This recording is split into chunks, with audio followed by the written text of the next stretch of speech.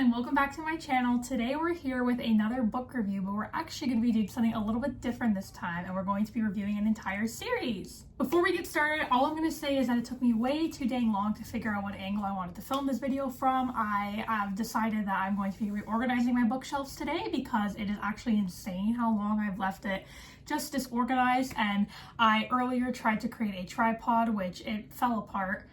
Just know that a lot of effort went into finding a good angle for this video because I have so much to yap about.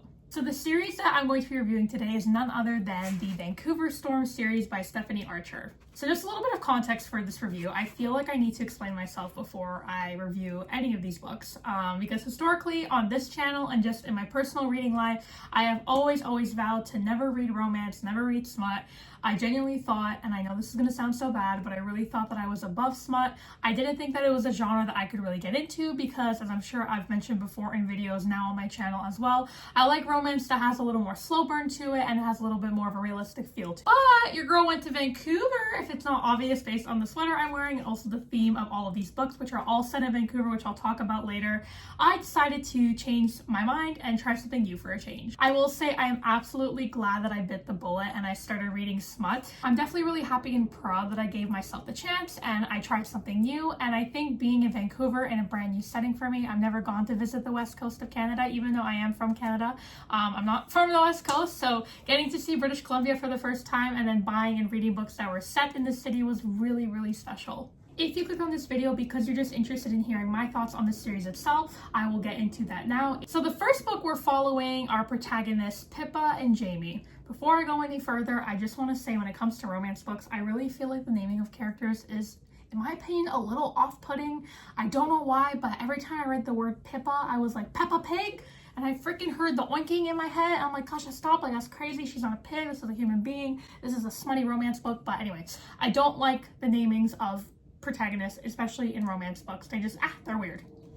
But moving beyond that, essentially this book is about Pippa and Jamie. So Pippa is an aspiring musician. She has a career that she's never really allowed to take off. She's just been busy with other things in her life. And then all of a sudden one day she gets a job as an assistant to none other than Jamie Streicher, who is a famous NHL player for the Vancouver Storm. In case you're not Canadian and you're wondering, no, these are not real NHL teams. In Vancouver, the teams are actually called the Canucks in real life, but I actually like the little twist and I like that she used fake names. I just found them more funny and interesting to read about. I will say this was probably the horniest book I've read in my life. And again, take that with a grain of salt because I have just self-admitted that I don't really read smut.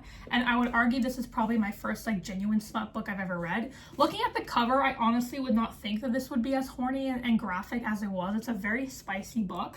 So if you're not looking for a lot of spice, I would say definitely steer away from this series and probably this author in general, because my guess is that she writes a lot of her other series like this, but I can only attest to this one. Overall, I gave this book a 3.5 out of 5 stars. If you're looking for something that is insta love and will get smutty very quickly, this is definitely the read for you. It's very head empty, no thoughts, which I did appreciate, especially being on vacation in a new place. My brain didn't really have a lot of capacity, so reading this was really funny, and I was on the trip with my best friend, so being able to read some of the spicier quotes out loud to her just got a laugh out of both of us, so it was fun. It was definitely a fun read. The main complaint that I have with this book is that they're 24 and 26 in the story, but in my opinion they read a lot more like 16-year-olds. Again, we see the smut and we appreciate it, but there's also a human being to appreciate, and I feel like we didn't get that as much.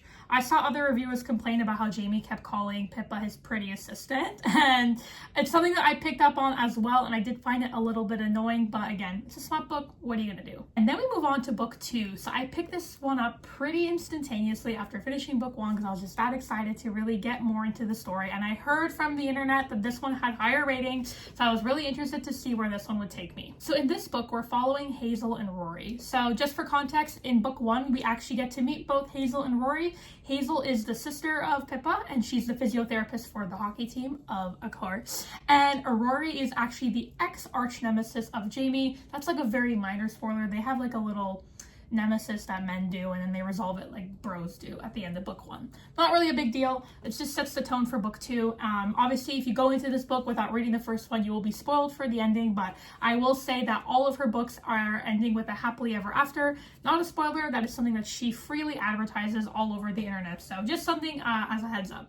So in this story, we're following both of their perspectives. That's something that Stephanie likes to do throughout her books, is have a dual POV, which I really appreciate. I honestly wish we got more POVs from the guy's side, but in general, it's pretty good. So in this story, we're following Hazel, and essentially she is trying to get back at her ex, who has just been drafted to the Vancouver Storm team. And of course, it's not a good ex, it was not a good breakup, and now there's a little bit of tea, there's a little bit of drama, and she's not really interested in being his physiotherapist, and he's acting all weird about it. So she's like, hey, why don't I just fake date one of the teammates, Rory Miller? So for context, they all know each other from a pretty young age. It looks like to be like almost like small town vibes, even though I know Vancouver's not a small town.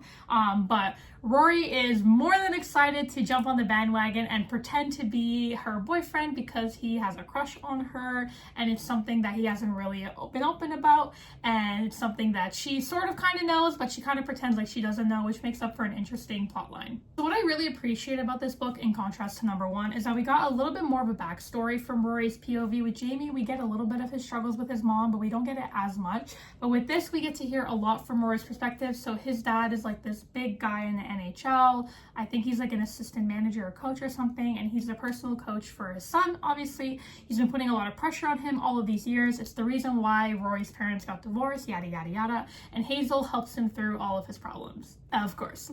Is it cringy? Is it cheesy? Yes, but I kind of did love it, and I was kind of obsessed with this book, and I couldn't stop reading it. I also really appreciated reading about the Vancouver scenery, like any time that they would mention Gastown or they mentioned Stanley Park. These are places that we went to on our trip, and again, I absolutely adored Vancouver, so it was really nice to read about that while reading this book as well. Overall, I gave this a 4.5 out of 5 stars. These are very quick reads. I think it took me like 2 days to get through this. I can't say that I'm surprised that I got through it so quickly, and then I immediately went to buy the third book. And then we have the third book in the series. I would say final, but it's actually not the final, and the fourth book is coming out in a couple of days, which I'm very excited about. But book 3 follows our main protagonists, Darcy and Hayden. So Hayden Owens is another player, of course, on the Vancouver Storm, and Darcy just happens to be a childhood friend of his, so she's not really as tight-knit involved with the main group as we saw in the first 2 books. Darcy has just come out of an engagement, freshly new, and she's not really looking to go back onto the dating scene for a serious relationship because she's the type of person that has just been a one and done type situation, and now she's looking to learn how to become a player. So who better to teach her, none other than the biggest, hottest player in the NHL right now, which is Hayden Owens, which basically, just looking at this picture, you can tell he's a hunk. So that's basically who's going to be setting her up for success. Lest does she know, and she's kind of pretty freaking oblivious in the book, is that he is deeply in love with her. This is a very typical friends to lovers trope, and honestly, it's probably one of my favorite tropes that I ever read whenever I am reading a book that has romance in it, simply because I do think it's the most realistic type of love. I think it's so cute when friends become lovers. I'm thinking about Ross and Rachel, I'm thinking about Monica and Chandler, and it's just so cute to see people who have a platonic foundational friendship first develop into something more. So in this book, you're seeing a lot of the typical jealousy tropes. You know, he's taking her out to bars, she's going on dates, she's getting hit on by men, and he's all like, absolutely not. And I kind of love that. I was kind of obsessed. And again, because this is a companion series, we are seeing some recurring characters in the background. So you get the spoiler of book 2 in book 3, but again, not really big spoilers because they're all happily ever after. So it's really nice to see the world fleshed out really with Rory and Hazel and Jamie and Pippa, and you kind of get to see them in the background, but really the main characters are the star of the show. What I really liked about this book that stood out to me from the other 2 is I found myself relating to the main character a lot more. So Darcy is really this like timid and shy girl. She was in a relationship for a long time and she lost herself. She didn't really have her own identity. Without going too much into it, her ex-fiance was sort of a controlling freak. He wanted his girlfriend to look and act a certain way, and she was sort of timid and accepting of that. But obviously once the engagement breaks off and she starts getting closer with Hayden as her best friend and eventually into a relationship, she starts to find herself again, and I thought that was really empowering, and again, very common and relatable for a lot of women out there who get invested really quickly in relationships, especially from a young age, and then they completely change themselves for their man, and then once they're out of their man's life, they have a big glow up, which is essentially what happened here. overall, I gave this a 3.75 out of 5 stars. So overall for this series, on average, I would say I gave all the books 3.5 out of 5 stars. I would give that series approximately the same rating. I am very eager to read Gloves Off, which is book number 4. That's coming out in a few days. I do think that the fact that I was in Vancouver for the first time, reading these really added to my personal enjoyment of the books. But as someone who hasn't read smut a lot in her life and is just now finding and discovering the genre for herself, I would highly recommend this to people who are either new to the genre or you're just looking for a head empty, no thoughts type of read. It is very sports romancy. It's a lot of cliches and cringy moments, but overall I found it really funny and enjoyable to read. If you have any recommendations based on Stephanie Archer, please feel free to leave a comment below, as well as if you've read the series or if you are interested in trying it out. I would love to hear your thoughts. I hope you all have a good day. Bye!